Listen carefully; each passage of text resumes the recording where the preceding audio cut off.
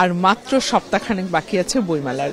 প্রতি বছর এই একটি মাস জুড়ে কত গল্প যে জমা হয় এই প্রাঙ্গণ জুড়ে, এই আঙিনা জুড়ে। নতুন বইয়ের পাতাই কেমন নয়, জীবনের গল্পে, লেখকদের গল্পে, পাঠকদের গল্পে, প্রকাশকদের গল্পে। এবং সেই ছোট ছোট গল্পের সমাহার নিয়ে আপনাদের সাথে আমরা যুক্ত হই প্রতিদিন পাঠক সমাবেশ পাঠকের গল্পে। আপনাদের সবাইকে স্বাগত জানাচ্ছি, আমি জিনিয়া কবির সূচনা। এবং এই যে বলছিলাম যে বইমেলার এত রং, এত গল্প, যেমন বইয়ের প্রতিটি পাতায় গল্প থাকে, প্রতিটি নতুন পাতার বইয়ে, তেমনি বইমেলা জুড়েও কিন্তু এমন নানান গল্প যুক্ত হয় এই বইয়ের সাথে যারা বিক্রয় কর্মী আছেন। এবং সবার কিন্তু বইয়ের প্রতি একটা আলাদা ভালো লাগা আছে, সবার কিন্তু বইয়ের প্রতি একটা অনুরাগ আছে, সেই থেকেই কিন্তু এই বইয়ের সাথে যুক্ত হওয়া। এত এত কাজ থাকতে কেন এই বই প্রেমিকা বা বইয়ের সাথে যারা আছেন তারা কেন বই বিক্রির সাথে সংযুক্ত হন, সেটাও কিন্তু এক ধরনের গল্প। এমনি অনেক গল্প কিন্তু রয়েছে। বই যারা ফেরি করে বেড়ান তারাও কিন্তু বইকে ভালোবেসেই ফেরি করেন এবং নতুন বইয়ের গন্ধ কিন্তু তাদের কাছেও ভীষণ প্রিয়। এবং সেই অনুভূতিতেই এই যে পাঠক সমাবেশের যে প্যাভিলিয়ন, সেখানে আমরা প্রতিদিন নতুন বইয়ের গল্প বলি। পাঠক সমাবেশে প্রতিদিন নতুন নতুন বই আসছে, এখন তো একেবারেই শেষ সপ্তাহ, সেখানে প্রতিদিন নতুন বই যুক্ত হচ্ছে। এবং পাঠক সমাবেশের যে চিরায়ত বইগুলো, সে বইগুলো আমার ভীষণ ভালো লাগে। আমি প্রতিদিন দেখি যে পাঠকেরা এই প্যাভিলিয়নে ধীরে ধীরে তারা একটি দুটি বই দেখতে থাকে, নাড়াচাড়া করে দেখে, বেশ কিছুক্ষণ দেখে, এবং এরপরে বইটি নেবে কি নেবে না সেই সিদ্ধান্ত তারা নিতে পারে। এবং পাঠক সমাবেশের প্যাভিলিয়নটি এমনভাবে করা হয় প্রতি বছর যাতে পাঠকেরা এখানে বসে বই পড়তে পারে। এবং এই যে লাল সোফাটিতে বসে আমি যে আপনাদের সাথে যুক্ত হই, প্রতিদিন আমি নানা ধরনের গল্প করি এবং আমার সাথে লেখক, পাঠক, প্রকাশকও থাকেন। এবং সেই গল্পের সাথে কিন্তু তারা যুক্ত হন নতুন বইয়ের সাথে। এবং এই সোফাটাতে বসেও কিন্তু পাঠকেরা বই পড়েন, চা খেতে খেতে বই পড়েন। এই কারণে কিন্তু পাঠক সমাবেশের প্যাভিলিয়নের সবসময় ভিড় থাকে। এবং নতুন বই তো রয়েছে। এবং আমাদের সাথে আছেন লেখক মুম রহমান, তিনি আসলে বইমেলাটি ঘুরছিলেন। আপনি এসে বসতে পারেন আমার সাথে। মুম ভাই, কেমন আছেন? ধন্যবাদ সূচনা, ভালো আছি। মুম ভাই, আপনাকে বেশ ভালো লাগছে দেখতে। এটা কুদরতি ব্যাপার, আমার কিছু করার নেই। মুম রহমান, এই যে আমরা একদম আর সপ্তাহখানেক বাকি বইমেলার, নতুন নতুন বই এসছে, আপনার একটি নতুন বই এসেছে, এই যে শেষ সপ্তাহে বই আসা, এটা কি আপনার মনে হয় একটু দেরি হয়ে যাওয়া? মানে মানুষ কি শুধুমাত্র একটি মাসে বইয়ের সাথে যুক্ত থাকে, নাকি যে বইগুলো সপ্তাহখানেক আগে আসলো বইমেলা তো শেষই হয়ে যাবে, মানে অনেকটা অর্থহীন মনে হয় কি? না, এটা একটু মজা করেই বলি, যে বলে না ওস্তাদের মাস শেষ রাত্রে, বিষয়টা এরকমই। কারণ হচ্ছে কি, এক একটা বইয়ের তৈরির প্রক্রিয়াটা তো জটিল। মানে লেখক তো লিখে ফেললেই বইটা ছাপা হয়ে যায় না, এটার পেছনে অনেকের শ্রম আছে। আর আপনি তো আমার চেয়ে ভালো জানেন এখানে কত শত পাবলিকেশনস আছে, কত হাজার বই ছাপা হচ্ছে, এবং কত কত প্রেস, বাধাইখানা সবাই মিলে একটা বিরাট কর্মযজ্ঞ চলে। তো এই কর্মযজ্ঞের মাঝখানে কিছু বই একটু আগে, কিছু বই পরে হয়। তো তার মানে এই না যে আগে আসলেই ওটা ভালো বই হয়ে যাচ্ছে, পরে আসলেই খুব খারাপ বই হয়ে যাচ্ছে, এরকম কিছু নয়। এটা মানে পুরো মাসটার একটা ব্যস্ততা তো থাকেই। এবং 28 তারিখেও আপনি দেখবেন যে অনেকগুলো গুরুত্বপূর্ণ বই, সেটা আমরা দেখি। 28 তারিখে আরো বেশি গুরুত্বপূর্ণ বই। কারণ কি, এটা অনেক সময় হয় কি যে বিভিন্ন রকমের চাপ থাকে, এক একটা প্রকাশনার এক এক রকমের স্ট্র্যাটেজি আছে, এক একজন লেখকের এক এক রকমের স্ট্র্যাটেজি আছে। বইটা তো চিরন্তন, সেটা 1 তারিখেই আসুক আর 28 তারিখেই আসুক। আর পাঠক, মানে সত্যিকার পাঠক যারা, তারা মোটামুটি আসে মেলায়, কম বেশি অন অ্যান্ড অফ আসা যাওয়া করে। কাজেই এক সপ্তাহ আগে পরেতে বইয়ের মানে খুব ফারাক হয় না তেমন কিছু। আচ্ছা, আমি আরো একটু বইমেলা প্রসঙ্গে আসতে চাই। সেটা হচ্ছে বইমেলাটাকে নিয়ে যদি আমি একটু কথা বলি, সেটা হচ্ছে যে বইমেলা কি মানে আপনার কাছে মনে হয় যে এবছরের, আমি যদি সার্বিক পরিস্থিতি জিজ্ঞেস করি, এবছরের মেলাটা আসলে কেমন ছিল সব মিলিয়ে? আমার কাছে সব বছরের বইমেলাই সমান, কারণ সব বছরই তো বইমেলা বলছি শব্দটা, তার মানে কি বইয়ের মিলন মেলা, তাই না? বই থাকছে, পাঠক থাকছে, লেখক থাকছে। হ্যাঁ, মানে রাজনৈতিক একটা বড় প্রেক্ষাপটের পরিবর্তন হয়েছে, শুরুতে দু একটা অব্যবস্থাপনা হয়েছে, কিছু ইনসিডেন্টও ঘটেছে, কিছু ভালো মন্দ ঘটনাও আছে। কিন্তু এই সব কিছুর পরিপ্রেক্ষিতে যখন চকচকে মোড়কলা বইগুলো, নানান বিষয়ের নানান রকমের বইগুলো আসে, এবং যখন লেখকরা মেলায় আসে, পাঠকরা আসে, সব মিলিয়ে পুরো ব্যাপারটা তখন বর্ণিল হয়ে যায়।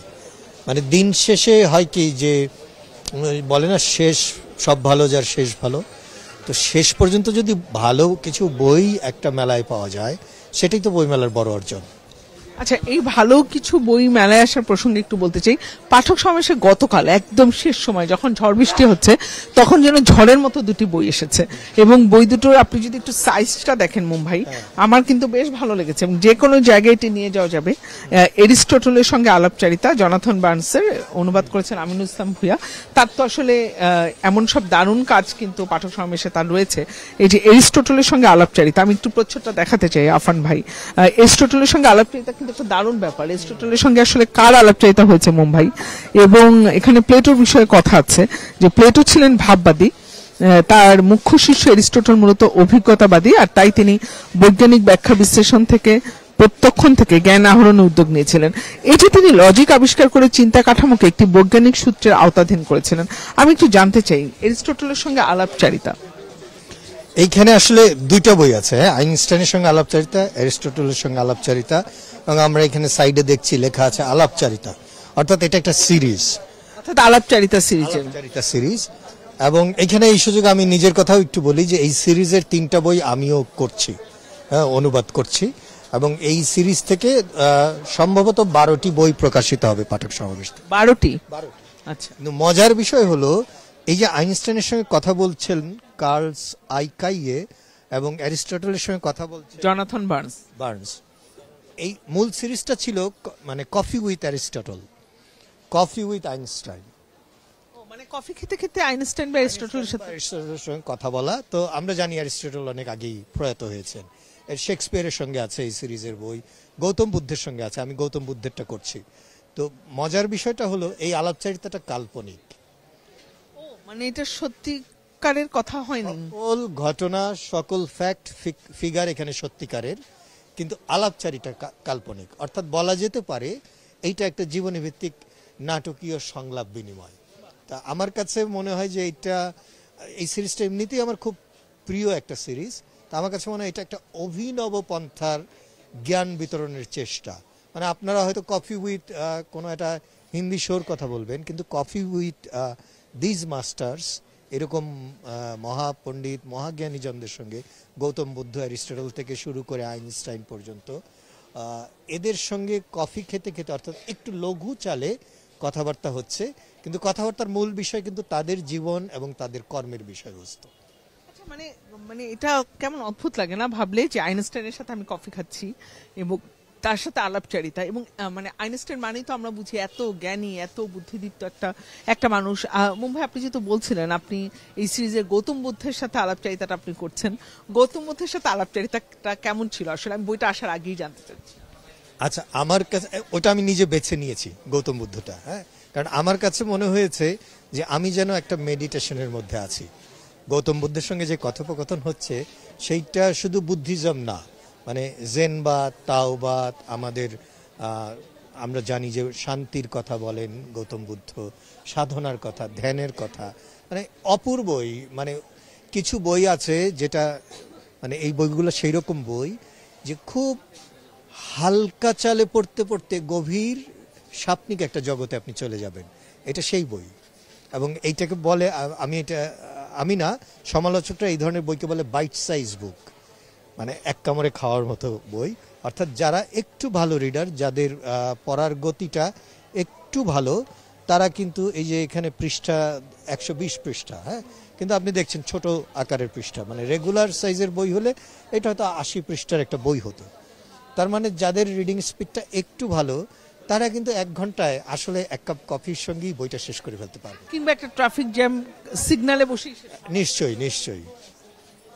একটু ভেতরের কথা জানতে চাই। এরিস্টটলের, আমরা আইনস্টাইন নিয়ে কথা বলছিলাম, এরিস্টটলের সঙ্গে আলাপচারিতা করছেন জনাথন বার্নস, সেই জায়গাটা একটু জানতে চাই। এই যে বিভিন্ন শিরোনাম আছে, এবার কথা শুরু করা যাক, তাহলে শুরুটা আসলে কি ছিল?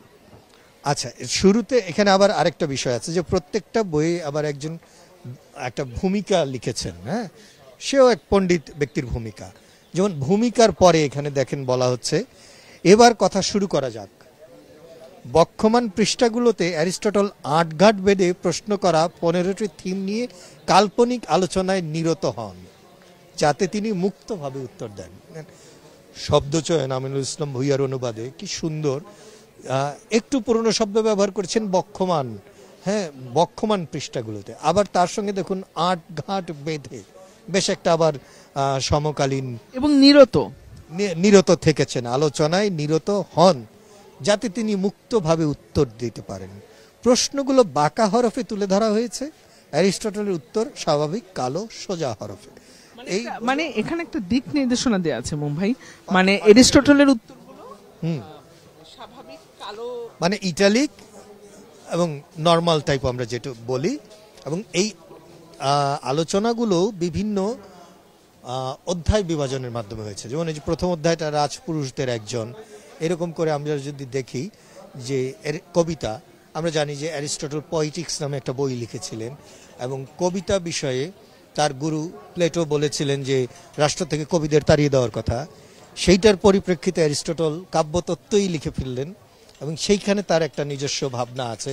এবং অ্যারিস্টটলের পোয়েটিক্সকে আমাদের পাঠ্য এখনো অনেক বিশ্ববিদ্যালয়ে বাংলা, ইংরেজি, নাট্যতত্ত্ব, চলচ্চিত্র তত্ত্ব বিভাগ সমূহে।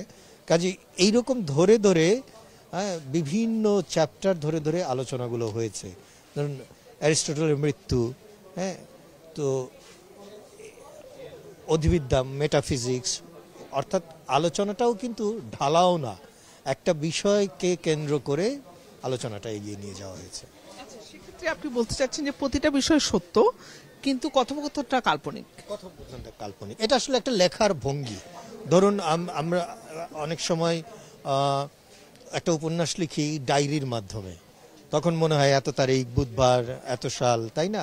আবার অনেক সময় চিঠির মাধ্যমে, যেটাকে অ্যাপোস্টোলারি নোবেল বলে, যে প্রিয় সু তোমাকে এইভাবে দিয়ে অনেক বিখ্যাত উপন্যাস আছে চিঠির মাধ্যমে লেখা হয়েছে।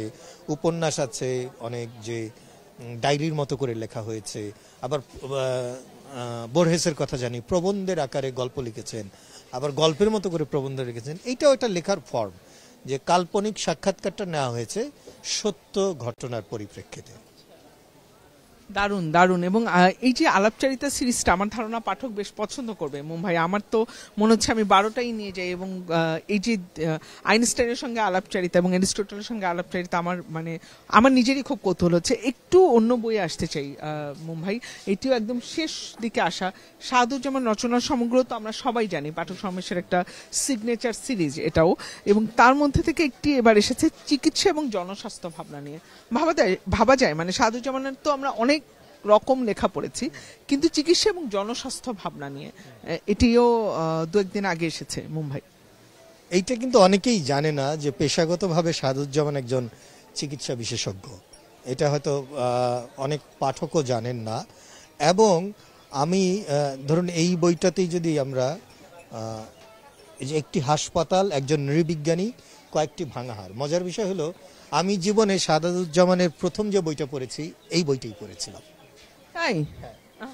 এবং এইটা শাহাদুজ্জামানের গল্প, উপন্যাস, অনেক গল্পই আমার প্রিয়, কিন্তু এইটা হচ্ছে তার, আমার বিবেচনায় মানে তার সেরা একটি কাজ। হ্যাঁ, এবং এটা একটা গবেষণা কর্ম। উনি পঙ্গু হাসপাতালের মতোই আরেকটা, আমার ঠিক এই মুহূর্তে মনে নেই পঙ্গু হাসপাতাল না, মানে একটা অর্থোপেডিক হাসপাতালে একটা ওয়ার্ডে, অর্থাৎ যেখানে হাত পা কাটা রোগী, হাত পা ভাঙা, এই ভাঙাচোরা রোগীদের নিয়ে তাদের মনস্তত্ত্ব, মানুষের পা ভাঙলে সেটা কিভাবে মনের উপর এফেক্ট করে, পঙ্গুত্ব বরণ করে নেওয়া, হাত পা কেটে ফেলতে হয়েছে হয়তো কারো, সেই সব, এবং সেইখানকার পরিবেশ, চিকিৎসা পদ্ধতি, তাদের রোগী, এইসব নিয়ে গবেষণাধর্মী লেখা। কিন্তু আমি নিশ্চিত যে এই লেখাটি অন্তত পড়তে গেলে আপনি শিউরে উঠবেন, আপনি আলোড়িত হবেন, আপনি কখনো বা আপনি উদ্বিগ্ন হবেন আমাদের চিকিৎসা ব্যবস্থা নিয়ে। আবার এইখানে উনি যেহেতু নিজে একজন চিকিৎসক, অনেক গুরুত্বপূর্ণ কিছু সমস্যা, সংকটের এক ধরনের সমাধানের ইঙ্গিত দিয়েছেন। এবং নিশ্চয়ই সেই অনুভূতিগুলো আছে যে রোগীটাকে জানানো হলো আগামীকাল তার হাত বা পা কেটে ফেলা হবে, তার সেই অনুভূতিটাও তো আসলে চিকিৎসক জানেন। একদম একদম। যেমন এই বইটাতেই ধরুন রোগী, বিধ্বস্ত হাড়, বিধ্বস্ত জীবন। আপনি দেখুন একটা টাইটেল বলে দিচ্ছে লেখকের প্রকাশভঙ্গিটা, যে আপনার একটা বিধ্বস্ত হাড় মানে আপনার জীবনটাও যে বিধ্বস্ততার দিকে এগিয়ে যায়, সেইটা এখানে আছে। তারপর ওয়ার্ড বয়, ঝাড়ুদার, দারোয়ান, ক্ষুদ্র কিন্তু ক্ষমতাবান, যে হাসপাতালের যে চতুর্থ শ্রেণীর কর্মচারী যারা এই ওয়ার্ডটা পরিষ্কার রাখছেন, ঝাড়ু দিচ্ছেন, যেসব দারোয়ান আছেন, তাদের কথা বলা হচ্ছে। সবচেয়ে মজার বিষয় যে হাসপাতাল ক্ষুদ্র বাংলাদেশ, মানে একটা প্রতিচ্ছবি, তাই না? বাংলাদেশের প্রতিচ্ছবি। বাংলাদেশকে চেনা যায় এই হাসপাতালে গেলে। আমাদের নানান রকমের অসঙ্গতি, সংকট, সম্ভাবনা এটা উঠে আসে। এবং দেখুন শেষ চ্যাপ্টারটার নাম শেষের কবিতা। একটা গবেষণাধর্মী কাজ, নৃবিজ্ঞান নিয়ে আলোচনা, চিকিৎসা বিজ্ঞান নিয়ে আলোচনা, সেইটার একটা মানে শেষ অধ্যায়ের সাবটাইটেল হচ্ছে শেষের কবিতা। রবীন্দ্রনাথ ঠাকুরের উপন্যাসের নাম থেকে নাম। একজন মানে সত্যিকারের লেখকের পক্ষেই আসলে এইভাবে প্রকাশ করা সম্ভব। তাই তো, মানে চিকিৎসা ব্যবস্থা নিয়ে কাজ, সেখানে শেষের কবিতা একটা গল্পের শিরোনাম। একই ব্যাপার দেখেন এখানে ওনার আরেকটা বই, মহামারী মহাকাল। আমরা যে কোভিডের সময়টা পার করেছি 2020, আমি 20 বলতাম মানে পয়জন, বৈরিশিকার বি মূর্ধন্য স, 2020 লিখতাম, 2020। তো এই মহামারী কালের সময়টা, তারপর ওরহান পামুকের একটা ঢাউস লেখা আছে মহামারী নিয়ে, প্লেগ নিয়ে। আপনি জানেন ক্যামুর আছে প্লেগ নামের উপন্যাস। তো সেই ওরহান পামুকের উপন্যাস নিয়ে আলোচনা, এবং আমাদের বাংলাদেশের পরিপ্রেক্ষিতে রোগ শোক মহামারী নিয়ে কি ধরনের লেখা হয়েছে সেই নিয়েও আলোচনা। অর্থাৎ আমি বলবো যে মহামারীর মহা আখ্যান। একেবারে মুম্বাই, এবং এটা একটা দারুণ, পাঠকদের জন্য একটা দারুণ চমকের মতো, তাই না? অনেকেই তো আপনি বললেন জানে না যে সাধুজ্জামান চিকিৎসা ব্যবস্থা, জনস্বাস্থ্য ভাবনা, মানে তিনি যে চিকিৎসা মানে চিকিৎসক হিসেবেও আছেন, এটা হয়তো অনেক পাঠকই জানেন না, তাকে শুধুমাত্র লেখক হিসেবেই জানেন। এটা একটা নতুন চমক। মুম্বাই, একটু পাঠক সমাবেশের অন্যান্য বইগুলোতে আসতে চাই। পাঠক সমাবেশের ক্লাসিক সিরিজের কিছু বই আছে, পাঠক সমাবেশের যে মেম্বারশিপ নিয়ে যে কিছু অফার আছে সেগুলোও আছে। এই যে পাঠক সমাবেশ যে বই ছাপে না, বিষয় ছাপে, এই বিষয়টা কিন্তু আমরা দেখি যে প্রতি বছর পাঠকরা এই যে তাদের নতুন সিরিজ বা এই যে নান্দনিক যে মানে ক্লাসিক সিরিজের যে বইগুলো, সে বইগুলো বারবার উল্টে পাল্টে দেখছে। তারাশঙ্কর বন্দ্যোপাধ্যায়ের কবিকে আমরা দেখছি বারবার পাঠক প্রিয়তা পাচ্ছে। এই বিষয়গুলো নিয়ে একটু আপনার কাছে জানতে চাই। না, ক্লাসিক সিরিজের তো মানে আমরা তো নামকরণে, এটা তো চিরায়ত চিরন্তন, এগুলো নিয়ে আমরা আগেও একাধিকবার কথা বলেছি। ওই শেষের কবিতা বললাম রবীন্দ্রনাথের, গীতাঞ্জলি আছে, তারপর ধরুন আপনি কবির কথা বললেন তারাশঙ্করের, সতীনাথ বাদুড়ির ধরাই চরিত মানুষ। অর্থাৎ যেই বইগুলো আসলে আমাদের প্রত্যেকের নিয়মিত পড়তেও ভালো লাগে, কোনোদিন পুরনো হয় না, চিরন্তন, সেই বইগুলো নিয়েই তো পাঠক সমাবেশের এই সিরিজটা। এবং এই সিরিজটা সবচেয়ে বড় গুরুত্বপূর্ণ দিক আমার কাছে এটা হলো দামে কম, কিন্তু মানে খুবই উঁচু দরের, চকচকে ঝকঝকে ছাপা, বাঁধাই, খুব সুন্দর একটা সাইজে করা, এবং বেশ প্রায় নির্ভুল এক একটা বই।